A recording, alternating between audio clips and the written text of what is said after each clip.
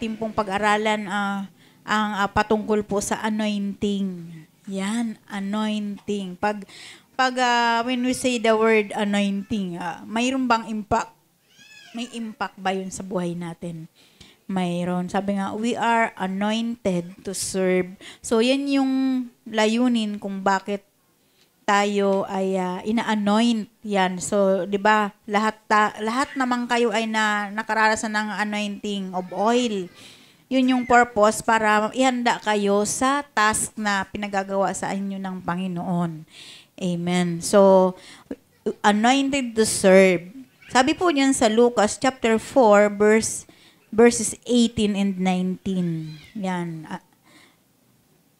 The Spirit of the Lord is on me because He has anointed me to preach good news to the poor. He has sent me to proclaim freedom for the prisoners in recovery of sight for the blind, to release the oppressed, to proclaim the year of the Lord's favor. Pagpalain po tayong lahat sa pagkabasa po ng salita ng Diyos mula po sa aklat po ni Lucas, chapter 4, verses 18 and 19. Tayo pa yung manalangin. Panginoon, minsan pa po sa gabi pong ito, nais po namin, Panginoon, na maranasan ang karunungan na mula sa iyo. Lord, amin po nga sinisantabi yung karunungan namin, pansamantala yung aming mga karunungang literal, at hiningi po namin sa pamagitan ng lingkod na si Jesucristo na idaloy mo po sa amin ang kapangyarihan ng karunungan na mula sa iyo. Lord, buksan mo po ang aming paningin, buksan mo ang aming pandinig, at yung aming mga puso, Panginoon, alisan mo ito ng mga kabigatan, at linisin mo ito ng makapangyarihang dugo upang tumigis, Panginoon, o tumagos sa kaloob-looban namin ang bawat himaymay ng mga salita mo na aming mapapakinggan ngayon. Salamat po, Ama. All glory belongs to you, O God, our Lord and Savior. In Jesus' name we pray. Amen. Praise God. So, bakit po pag-aaralan po natin yung anointing, yung pagiging anointed? So, naniwala po ba kayo na kayo ay anointed? Amen. Bakit kayo naging anointed? Upang makapaglingkod. Sabi po dito sa layunin ng ating pag-aaral, we must understand the meaning of anointing. So bakit daw po natin pag-aaralan itong topic na ito? Upang maunawaan po natin ang kahulugan ng anointing. Ano ba ang anointing? Sabi nga, it is a divine empowerment in God's favor. So ibig sabihin, banal na yung pag-i-impart ng kapangyarihan. Yan, so bawat isa sa atin, di ba, na nilalagyan tayo dito sa noo ng langis, yan po ay paglalagay po yan ng anointing to impart divine empowerment in God's favor, or it is a ritual application of oil to a person or object to set it apart for a sacred purpose. So, hindi lang sa tao, kundi sa mga bagay man. Para yung bagay na yan ay ma-set apart. So, parang mapangilin. Amen po ba? Para sa isang banal na layunin. Amen po. May naunawaan po ba tayo dun about anointing?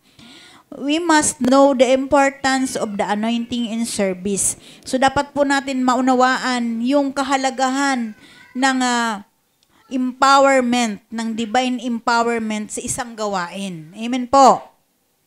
And number 3 objectives, be challenged to seek God and ask for His anointing. So dapat po habang tayo nag-aaral sa ating pong message ngayon, sa ating pag-aaral ay ma-challenge tayo na hanapin natin ang Diyos at hingiin natin sa Kanya ang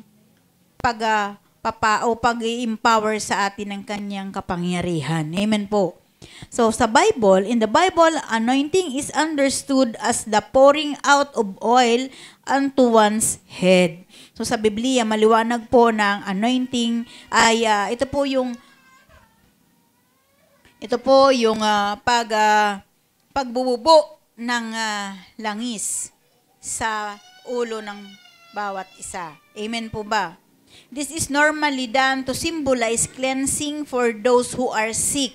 So, normally daw po, ito po'y ginagawa upang maging simbolo ng paglilinis doon sa may mga sakit o pagtatalaga or setting apart of the priest and a ceremony to crown new king. So, doon sa mga, halimbawa, mayroong mga bagong ihahalal na hari. Yan. So, linalagyan sila ng anointing oil sa ulo to set them apart. Amen. The oil being poured out is symbolic of the Holy Spirit's empowerment needed for one to do His task. So, lagi po nating tatandaan, yung mga anointing oil po natin na yan na nilalagay po sa inyo pong mga forehead, sa ating mga noo, yan po ay symbolizes ng banal na espiritu na inilalagay sa atin ang kanyang kapangyarihan na kailangan natin upang magawa natin ang pinagagawa sa atin ng Diyos. Amen po. Naunawaan po natin.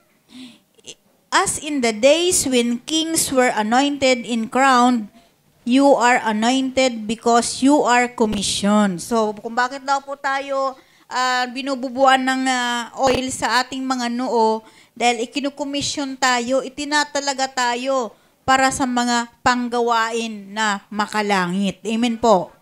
The Bible declares that you have been given authority that in Jesus' name, you would proclaim freedom to the spiritual oppressed.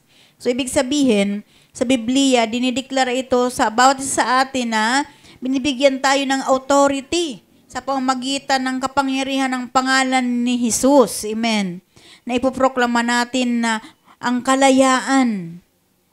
Amen. Bilang mayroon tayong taglay ng mga espiritual na mga bagay na mula sa Panginoon. The anointing allows us to move in the power and authority of God as we become instrument of His miracles manifested in people's lives. So, ang kapangyarihan po, ito ay inaalaw sa atin ng Panginoon upang kumilos ang kanyang kapangyarihan sa pamamagitan ng authority ng Diyos na tayo ay maging instrumento ng kanyang himala na nagmamanifesto sa bawat buhay ng mga tao. So, magamit tayo kung bakit tayo may anointing para sa pamamagitan ng kapangyarihan ng Panginoong Hesukristo, pinagkatiwala yan sa atin upang magamit tayo bilang isang instrumento ng himala sa bawat buhay ng isang tao. Amen po. Kaya, lagi nating i-desire yung anointing. Dapat lagi sa pananalita, sa mga panalangin, dapat we are empowered. Amen po. So, sabi nga, what is the purpose of this anointing? So, ano daw po ba yung layunin ng anointing? Sabi po sa Leviticus chapter 8 verse 12, He poured some of the anointing oil on Aaron's head and anointed him to consecrate him. So, yung purpose po ng anointing, kung bakit tayo binububuan ng langis sa ating mga noo, katulad ni Aaron, na binubuan sa kanyang ulo, para siya ay mapaging banal. Amen po ba? Leviticus 8:12. So, para maging mapaging banal. So, yun po. Kaya, kapag po kayo na binububuan po ng anointing oil, ay sikapin po natin na yung ating mga buhay ay papunta po sa kabanalan. Amen po. So, hindi po papunta doon sa kasalanan. Amen po ba? Yan. So, number 2, what did Samuel do to David? So, ano daw po ba yung ginawa ni Samuel kay David? What happened after David was anointed? Ano bang nangyari kay David nung siya inanoint ng oil? Sa 1 Samuel chapter 16, verse 12 hanggang 13, ang sabi po diyan, Then the Lord said, Rise and anoint him. He is the one. So Samuel took the horn of oil and anointed him in the presence of his brothers. And from that day on, the Spirit of the Lord came upon David in power. So, unang Samuel chapter 16, 12 hanggang 13. Nung inanoint ni Samuel si David, ay talagang mula nung araw na yaon, yung ang Espiritu ng Diyos ay sumakanya na, sumakay David na. Amen po ba? Yan. So, si Samuel yung ginamit ng Lord upang mag-anoint, na magbigay ng anointing kay David. So, who is upon the Lord Jesus? So, sino naman daw yung kay Jesus? Sino naman yung nag-anoint kay Jesus? Why is the Spirit of the Lord on him, and what are the results of this anointing? Kasi 'di ba po nung time po na si Jesus nagmi-ministry sa kanyang sariling bayan, hindi po siya tinanggap doon. Amen po ba? Makitagpuan po natin yan doon sa Lucas chapter 4 verses 18 hanggang 19. So sa kabila noon, hindi siya tinanggap sa kanyang sariling bayan doon sa Nazareth. Sabi ni Jesus Christ, "The Spirit of the Lord is on me because He has anointed me to preach good news to the poor. He has sent me to proclaim freedom for the prisoners and recovery of sight for the blind, to release the oppressed, to proclaim the year of the Lord's favor." So sinabi na ng Panginoong Hesus doon sa kanyang mga kababayan na ang Espiritu ng Panginoon ay sumasa kanya. Amen po ba? Sabi nga, binigyan siya ng kapangyarihan ng kanyang amang nasa langit upang maipahayag ang mabuting balita doon sa mga mahihirap. Sabi nga, sinugo ako ng aking ama. He sent me to proclaim freedom for the prisoners, magpalaya ng mga makasalanan at na magpagaling doon sa mga bulag. Amen po ba? At siya yung sabi nga, He will release the oppressed and proclaim the year of the Lord's favor. So sa kanya siya yung magpapahayag noon. Amen. So what are the results of this anointing? So ano daw po ba yung resulta nito? Ang kapangyarihan na nandun kay Jesus Christ. Sabi sa Acts 10:38, how God anointed Jesus of Nazareth with the Holy Spirit in power. Gawa chapter 10 verse 38.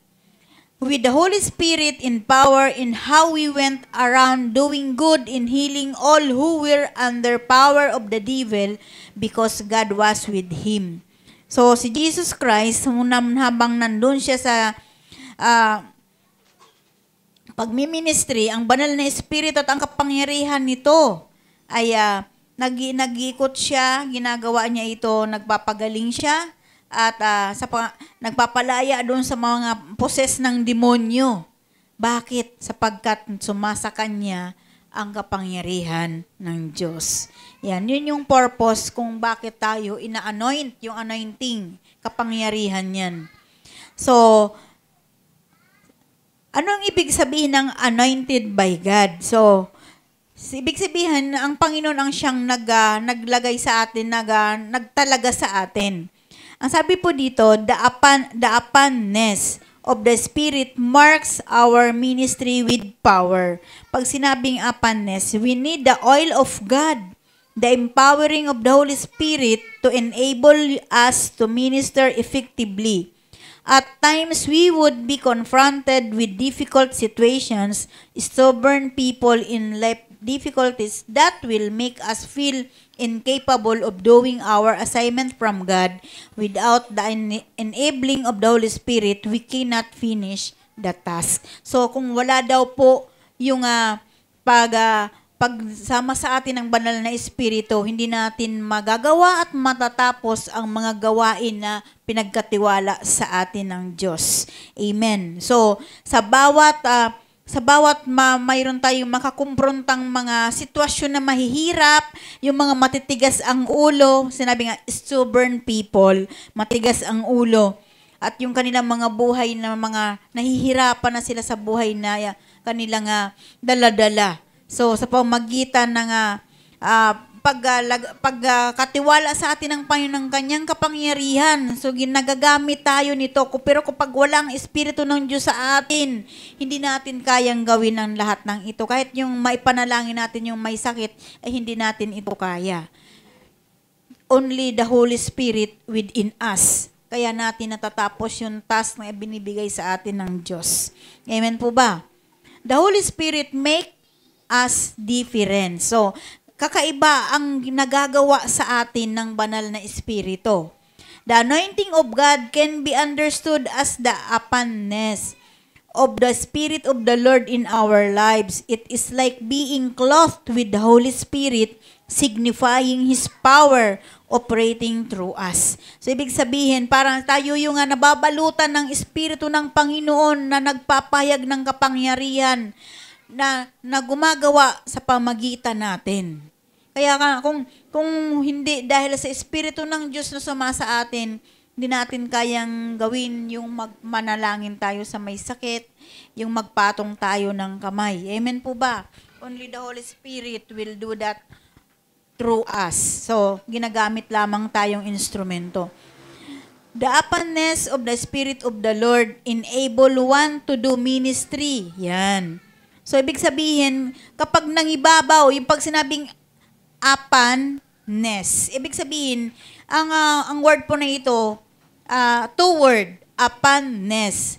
Ibig sabihin, U-P-O-N, then gitling din, ness, N-E-S-S. Ibig sabihin yan, on top. Ibig sabihin na nangunguna sa atin ang banal na Espiritu ng Diyos. Amen. Kaya nga tayo nakakapag-ministry, di ba? Katulad ni Jesus Christ sa Lucas 4:18 hanggang 20. Kung bakit siya nakapag-ministry, it's because of the Holy Spirit is in Him. Amen. Then, ang banal na Espiritu na nangibabaw sa atin, it marks at our anointing. So, ibig sabihin, ito yung tanda na mayroon tayong kapangyarihan. Amen po. Sabi po diyan sa Isaiah chapter 61 verse 1. Yan, so, kapag ang banal na Espiritu ay nangunguna sa atin, it asserts our authority. Yan, so, kumbaga, na ito yung nakakapagpalabas ng authority na mula sa Diyos na nasa atin. Amen po ba? Sabi po diyan sa Lucas chapter 3 verse 22, in chapter 4, 1 to 4, 14 hanggang 36. So, patungkol po yan sa pagmi-ministry. Yan. On top of the Holy Spirit, it is the clothing of the power from on high. Ibig sabihin yung pagbalot sa atin ng kapangyarihan na mula sa kataas-taasan. Amen po ba? Yan yung Holy Spirit kung bakit natin nagagawa yung task na pinagagawa sa atin ng Diyos. It marks that we are in submission to God.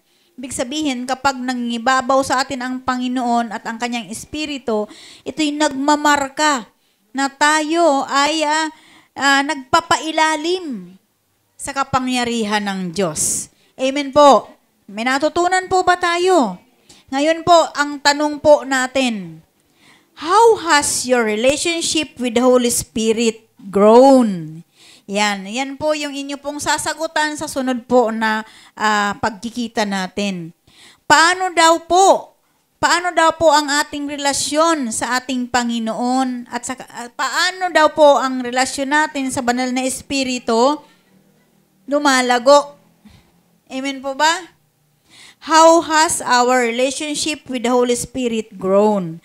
Share how you experience the empowering of the Holy Spirit in your life. So, ito lang naman yung pinagagawa sa atin. Paano ba lumalago ang Espiritu ng Diyos sa ating mga buhay? At ano naman yung na-experience natin na tayo ay i-empower ng Kanyang kapangyarihan yung buhay natin? So, ano yung na-experience natin? Yan. So, sasagutan nyo po yan. Yan po yung ating number 1 na interaction. Yan. So, kapag nangibabaw sa atin ang banal na Espiritu, ibig sabihin ito yung marka ng God's approval. Yan.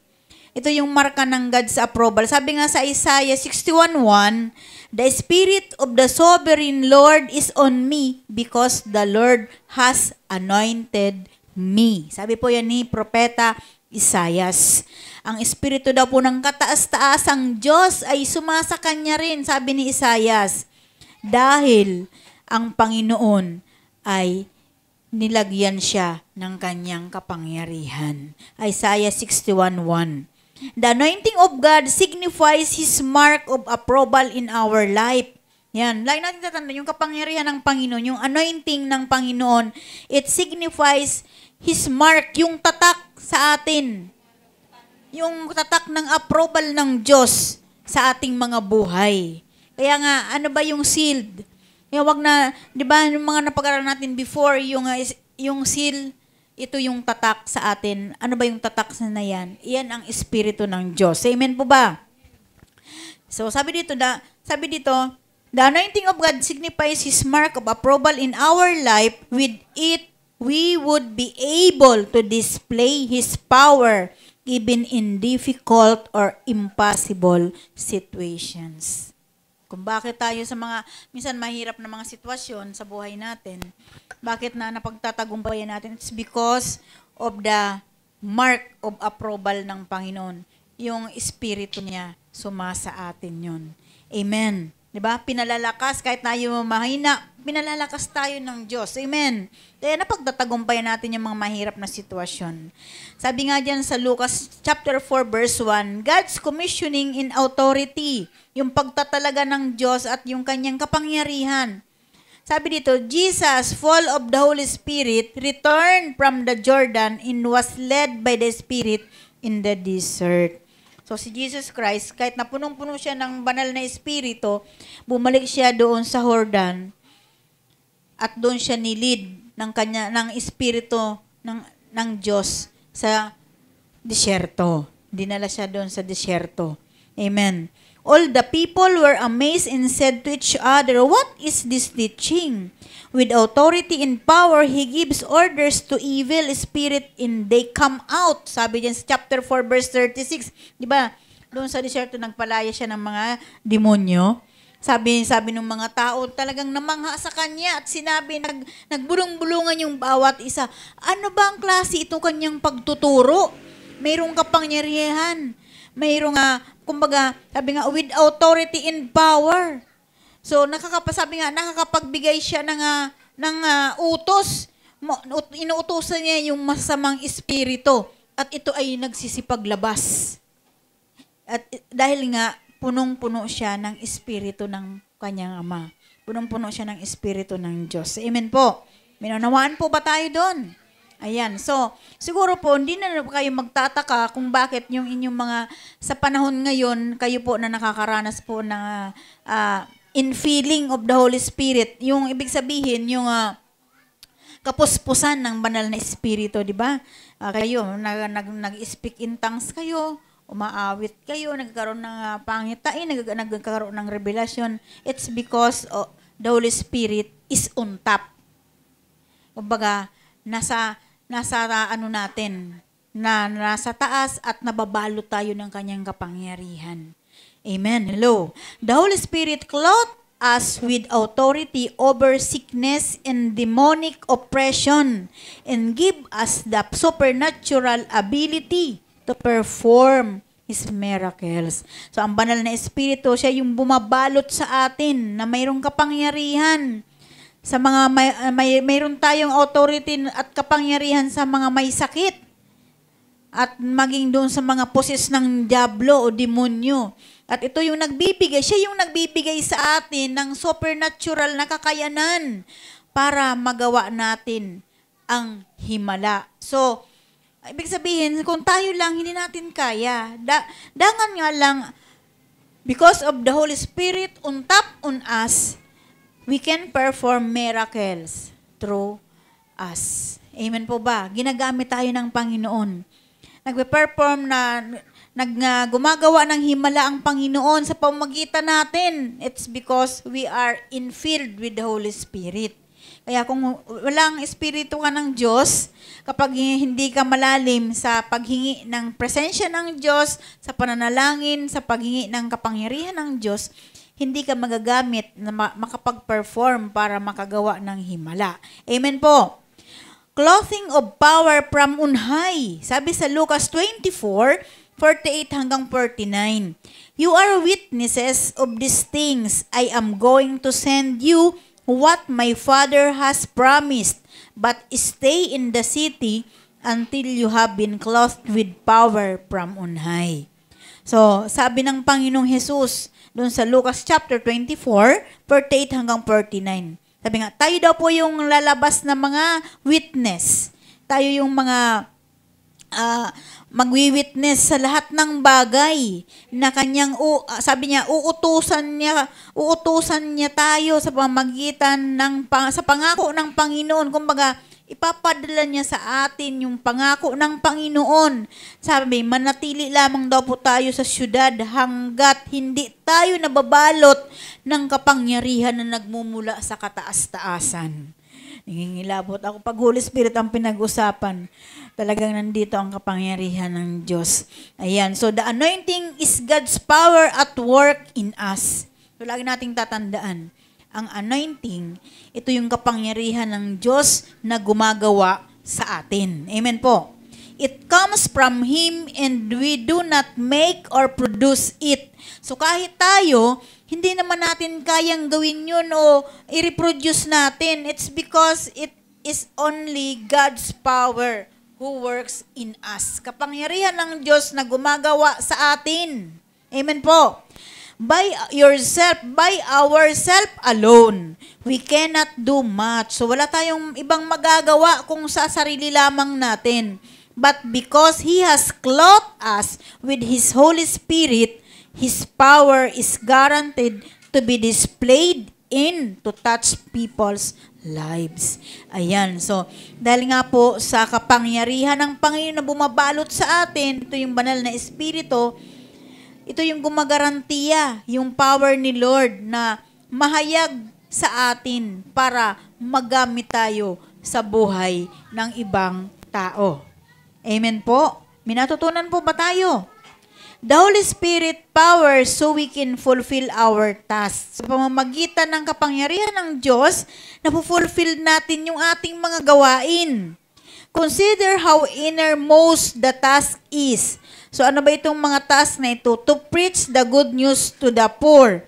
So, kung hindi sa pamamagitan ng banal na Espiritu at kapangyarihan niya, hindi natin kayang magpahayag ng mabuting balita ni Kristo sa mga tao. Amen po ba? To proclaim freedom for the prisoners. Yan, so magagamit tayo upang magpalaya doon sa mga nabibihag. And recovery of sight for the blind. So, nagagamit tayo na ma-recover yung, kumbaga, ibig sabihin nito, spiritually speaking, mula sa dilim, sa pamamagitan ng kapangyarihan ng Panginoon sa ating pagpapahayag ng mabuting balita, makakakilala sila sa salita at sa katotohanan ng Diyos. Amen po? Hello? To release the oppressed, to proclaim the year of the Lord's favor. Yan. So, Luke 4:18-19. So, yan po yung mga nagagawa ng kapangyarihan ng Diyos. As Jesus testified that the Holy Spirit was upon Him, we must also ask for the Holy Spirit empowering us so we can do exactly what God wants us to do. Amen po ba? So, habang nagpapatotoo ang Panginoon sa Espiritu na sumasa Kanya, dapat hilingin din natin ang banal na Espiritu ay malagyan din tayo ng kapangyarihan na ito. Katulad ng ginagawa ng Panginoon at katulad rin ng gusto ng Panginoon para sa atin. Amen po. Hello. So, another interaction. How do we think can we accomplish the work of God without the power of the Holy Spirit? Yes or no lang po ang sagot dito. How can we show our dependence on Him for His power? So, paano daw po natin may papakita yung pagdidepende natin sa Panginoon at sa Kanyang kapangyarihan? So, ganun lang yun. So, hindi mo kailangan si Dulce mag-isip ng mag-isip. Napakasimple lang. Yes or no lang yung sasagot mo. Ano ba sa palagay mo? Matatapos mo ba ang pinagagawa sa iyo ng Panginoon? Kung wala ka namang kapangyarihan ng banal na Espiritu. So, yes or no lang. And sabi dito, how can you show your dependence on Him for His power? So, paano natin may papakita yung pagdidepende natin sa Panginoon at sa Kanyang kapangyarihan? Paano natin may pakita? Yan. By means of humble heart, by means of humble in prayer. Yan. Seek God's anointing. So we must seek. Kailangan daw po nating hanapin ang kapangyarihan ng Diyos. Sabi nga sa Zechariah chapter 4 verse 6, which is my life verse, sabi po dito, not by might nor by power, but by my spirit. Zacarias po ito sa Tagalog. Zechariah 4:6. Hindi sa pamamagitan ng aking lakas o kapangyarihan.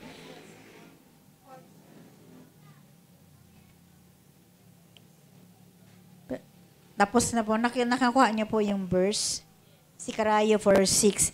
The ministry can only be done in the might of the Spirit of God. So, ang ministeryo po natin, mangyayari lamang po ito at magagawa natin sa pamamagitan ng Espiritu ng Panginoon na sumasa atin. We have to cooperate with the Holy Spirit and to partner with Him in order to see real changes happening in people's life. Kailangan makipag-cooperate po tayo sa kapangyarihan ng banal na Espiritu, magkipag-partner tayo sa Kanya para, sabi nga, nang sa ganun, makita natin yung mga totoong pagbabago na nangyayari doon sa buhay ng mga tao. Yan, na nami-ministry natin. Yan, so ano bang dapat nating gawin? Ito na nga, sabi nga, number 1, we must depend on God. Dependence on God. From now on, you will depend on God and never rely on your own strength. Yan, sasagutin na rin natin yung ating interaction.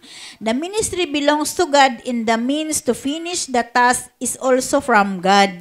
It is His Holy Spirit that help us to succeed and to be effective in ministry. So, walang ibang makakatulong sa atin kundi ang Espiritu ng Panginoon. Siya yung makakatulong sa atin upang managumpay at maging epektibo tayo sa ministry. So, paano tayo maging epektibo kung wala naman sa atin si Holy Spirit? Na siya nga yung gumagabay sa atin. Hindi din naman kami pwedeng magturo sa inyo without the Holy Spirit. Kasi parang wala lang yun. Parang walang buhay, walang saysay yun. So, kaya kami nakakapagturo. It's because of the Holy Spirit upon us or within us. Sumasa atin ng banal na Espiritu ng Diyos. Caution on power. The source of the empowerment is God. So, wala pong ibang pinagmulan yung pag-i-empower ng kapangyarihan kundi ang Diyos lamang. At times we would be overwhelmed with the power and abilities that are at work in us. Chances are we would fall into the trap of pride and boast about what we can do. Ang sabi dito, pakinggan po natin, sa panahon po na tayo ay sobrang na-overwhelmed, ibig sabihin, nasobrahan yung ating kagalakan sa kapangyarihan at kakayanan na nasa atin. Para nga, mayroong mga pagkakataon na pwede tayong bumagsak sa pagiging mayabang. Amen po ba? And boast about what we can do. At pwede natin na ipagmayabang kung ano yung magagawa natin.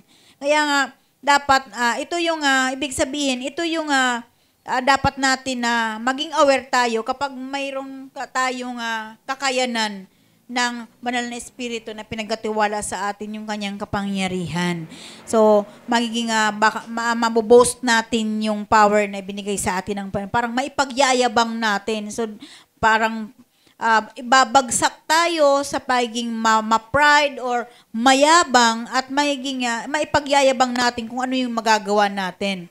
We have to remember that it is His power that makes us succeed in ministry. So, lagi nating tatandaan, kahit nagaano man yan ka-successful, at gaano man yan kalaki ng church na ating dinadaluhan o kinaaniban, without the Holy Spirit, wag natin na hindi tayo pagtatagumpayin. Hindi po magtatagumpay yung ministry na yan kung walang Spirit ng Diyos ang mga manggagawa sa loob ng ministeryo. Amen po ba? Never make the mistake of owning up the power and honor that only belongs to God. So wag na wag daw po tayong magkakamali na sarilinin natin yung kapangyarihan at yung mga applause, yung mga papuri na kung saan ang Diyos lamang ang mayroong karapatan tumanggap nito. All glory belongs to God. Amen. Kaya nga, di ba, lagi natin sinasabi, salamat sa ating Diyos na buhay sa inyong mga buhay. Kasi alam niyo po, kapag sinabi natin, salamat sa'yo, parang nangangahulugan na ikaw lang yung pinasasalamatan. Kaya kung bakit lagi nating sinasabi, salamat sa Panginoon sa buhay mo. Salamat sa Diyos sa buhay ng bawat isa sa atin. Kasi kung wala ang Panginoon, ay wala din naman tayo dito. Amen po. Nakaka-relate po ba tayo? Amen. We must seek the source more than the empowerment. So sabi nga, mas hanapin daw po natin yung pinagmulan kaysa doon sa yung kapangyarihan na ibibigay sa atin. So, sino muna yung una nating hahanapin? Yung source, ang ating Panginoon. Katulad din po yan ng sinasabi na minsan, busy tayo sa kaharian, pero hindi tayo busy sa pinakahari. Sino ba yung pinakahari? Si Lord yun. Minsan, busy na tayo sa kaharian, akala natin okay na yung ating paglilingkod. Wala na tayong prayer, hindi na tayo nakipag-usap sa Diyos, nando na lang tayo. Ay, may ministry ako ngayon, kailangan kong mapuntahan yun. Pero hindi na natin nakakausap ang Panginoon.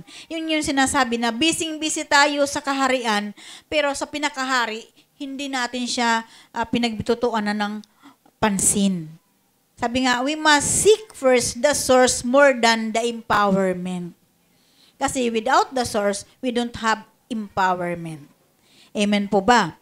Do not seek the power more than you seek God. Yan, wag daw po nating hanapin ang kapangyarihan na mas higit sa paghahanap natin sa Diyos. So, anong ibig sabihin? Hanapin natin higit sa lahat ang Panginoon. Then, sunod na lang yung kanyang kapangyarihan. Katulad din yan ng Matthew 6:33. Amen po. God is the source of all the power we need. The role always is, we never run out of power when you stay connected to the source. Kaya kung minsan mapapansin nyo, minsan may mga quote ako sa inyo, stay connected. Ang ibig sabihin yan, doon sa nakakataas sa atin, wag na wag kayong bibitaw. Wag na wag kayong mapuputol ang koneksyon nyo doon. Amen po ba? Kaya nga sabi nga, you never run out of power when you stay connected to the source. So, hindi daw po tayo maghahabol sa kapangyarihan kapag tayo na natiling nakakonect sa pinaka-source. Walang iba kundi ang ating Panginoon.